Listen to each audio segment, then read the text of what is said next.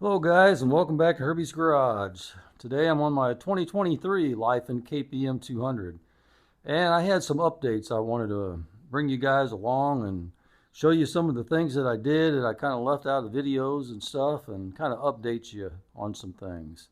So let's get started with it. First thing is going to be kind of the elephant in the room, thing that's sticking out. I want to talk a little bit about that.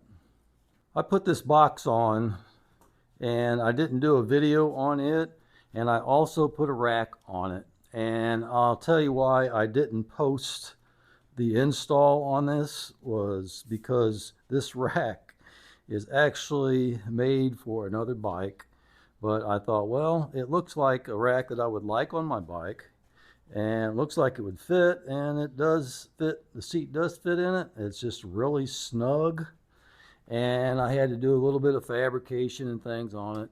You can see where I had to add some spacers in there, and it's good and sturdy, but it's not something I think I could recommend for you guys to put on. I think doing the factory rack install, the one that's made for this bike, would probably be a better idea. And I wanted to show you guys this box that I put on it. I really like it because it gives me a lot of storage to be able to put things in it that I like to carry with me. It's had a couple of lock things on the side, and it's got a key lock, of course. And I can fit a lot of stuff in it that I usually like to carry, like my rain suit, a pair of riding gloves, a vest so that the people on the road can see me. I do have a couple riding jackets that do have reflectors and stuff, but I wanted something a little brighter. A ball cap, of course, toolkit, my registration, a bungee cord, just all kinds of miscellaneous stuff. And I've got room in here if I wanted to put some stuff going to the store. It will also fit a helmet in there too. A modular helmet will fit in there. I've already tried that. So that's really nice. The looks of it, I'm still kind of out on that. I like it, but it's going to take a little while before I say I love it. I did order a brake light, running light that I'm going to put on down here, and it's going to make it a little more visible for people to see me. The next thing I want to talk about is I installed this exhaust, and in my install video I did not show the bracket down here that I made to put in. All it is a piece of strap steel. I used the foot peg mounting bolt right here, the original one that came with the bike. I just drilled a hole in the bracket and drilled a hole down here. I do a little bending and a little grinding on it and stuff. But if you guys have any leftovers from your crate, this is one of the things I saved off of the crate. This isn't what I used. What I used is a little bit thicker, but this would work just fine. It's already pre-bent. You might be able to might have to bend it just a little bit more, and you may have to grind a little bit off around the top and stuff to make it fit inside of that recess, and then drill another hole in it. It'd be really easy to make a bracket out of this. It'd be strong enough, but mine is just super strong and solid. But I wanted to show you guys that bracket. I did put that on there, and I think if you're installing this exhaust, it'd be a good idea. And I want to show you guys my new keychain. It's a Lifen KPM 200. And if you see, I've also got something else on here. And I did a install video of this. This is my alarm system that I put on it. That's armed. That's unarmed. I really like putting alarms on bikes because I don't want anybody messing with my bike. It's an easy install. If you guys want to see that video, that'll be coming up after this one. Another thing I want to talk about is I talked in my riding video, I think maybe in another video, about changing the sprocket on the front to a 16 tooth. Well, I actually ordered a 16 tooth sprocket for the front. And come to find out, thanks to KTM Racer, who made me aware of it, and thank you for that. I want to make you guys aware of it, that this bike comes with a 16-tooth front sprocket. So you don't need to put a 16-tooth front sprocket on it.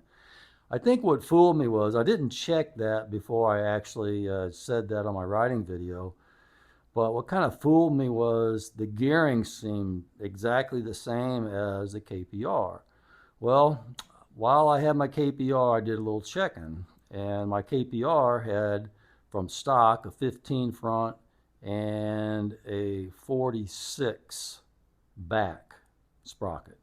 This one, the KPM, has a 16 tooth front and a 49 back sprocket. So it's almost exactly the same gearing. So my KPR, I went up one in the front to a 16.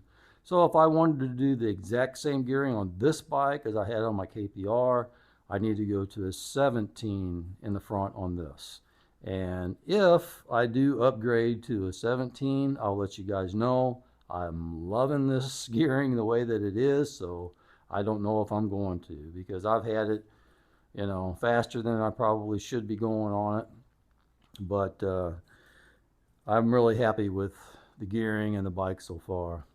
One other thing I want to talk about. If you look over here in my motorcycles, you see there's 1, 2, 3, 4, and this makes 5. There's 2 motorcycles missing over there. Well, I sold my KPR and I sold my Kawasaki. And when I sold my KPR, man, I was just really saddened. I was happy for the people who bought it. They were super, super people. And I hope they really enjoy it and get lots of use out of it. They got a good bike and a well-maintained one, because I took really good, excellent care of it. I don't even think there was a scratch on it. Down below, down there where I changed the oil by the filter, I had a little bit of paint come off. I mentioned that in a video about using a brake cleaning up around down there, because it takes the paint off the plastic. So that's the only spot on the whole bike. I mean, it was just in great shape. So they got a really, really nice bike at I think, a really good deal. So I hope they enjoy it. But that bike's gone. I'm already sad and missing it. But this KPM is so similar to it. And my Kawasaki, I sold that to a really neat guy. I'm pretty fortunate with the people that I deal with. I mean, he was a really cool guy. And I think he's going to enjoy it too. Well, little bit of money from that and kind of shopping around. Yep, you guessed it. I got another one coming into the family. So I don't think I'm going to reveal right now what the bike is. I'm just going to say it's a nice bike, not super expensive, and pretty fast. So anyway, I'll leave it at that. And I appreciate you guys watching. Look for that next video, which is going to be the alarm system install. I know a lot of people, not a lot, but some people don't like alarm systems because they have a small parasitic draw to them. But myself, I don't know if you've seen it when I showed you the bikes. I got maintainers on mine, so when I don't ride them, I put a battery maintainer on it, so I don't even worry about it.